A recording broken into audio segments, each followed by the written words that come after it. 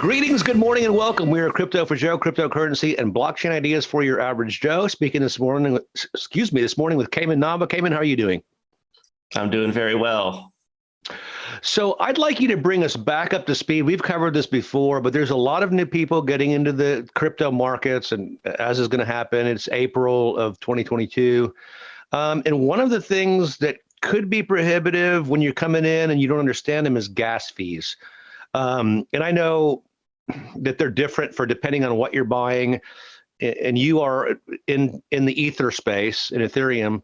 And so can you speak to gas fees both on a crypto-wide basis and then also with regards to Ethereum? Yeah, so I mean, in general, I would say most or maybe all of these different cryptocurrency networks, Bitcoin, Ethereum, and so on, have gas fees or transaction fees associated with every single transaction. And the reason that there's a fee is because there's a limited amount of space, limited amount of data that a blockchain can hold. And so you are vying for some of that space. And in order to secure it, you pay.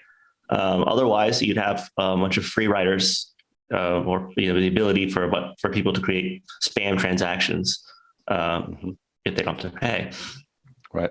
So, I mean, speaking in Ethereum specifically, yeah, that's been a huge, I would say, challenge for the Ethereum community. Ethereum, as it kind of was built and designed initially, was not scalable and known to not be scalable. One thing people have called it is the world computer. Well, the world computer can't just handle only a few transactions per second. The world computer needs to be able to handle like the world's transaction capacity of tens, hundreds of thousands of transactions happening per second. So what we're seeing nowadays in Ethereum to fix that, to get to something that's more scalable, and the current solution is basically there's a technical side, but then there's kind of a practical side for users. And we can kind of skip the technical and go to the practical. Practically speaking, what people are doing is building networks on top of Ethereum. They're called L2s generally. Such as what? Can you name one or two? An L2, such as Optimism or Arbitrum. Okay. And there's different technical underpinnings to these L2s, but they generally the kind of what you kind of could take away from it is they generally have the same security as Ethereum. They share Ethereum security, but they kind of compress all the data that needs to go onto their chain and put it onto Ethereum in a way that's smaller than it would be if it went directly on Ethereum. So as a user, you'd be operating on the Optimism network or on the Arbitrum network, which lives inside of Ethereum, but you'd be paying a reduced gas fee by using this more scalable network that lives in Ethereum. And then in the future, there's technical upgrades to the Ethereum base layer that are happening that are going to increase the scalability for everyone, but especially for these L2s.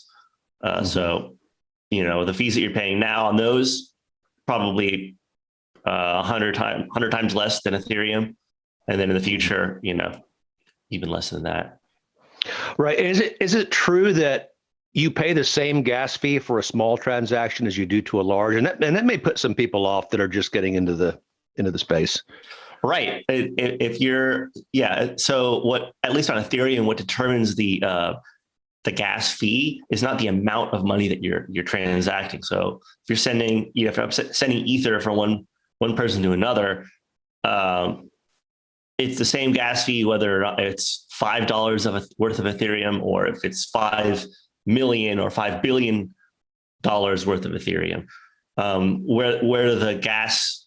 Where the amount of gas that's being used changes is one, like the complexity of what you're doing on Ethereum. So Ethereum is this kind of computer. There's code that's running when you're executing these transactions. If it's a more complicated thing, there's more code that's running, you're going to have a more expensive transaction.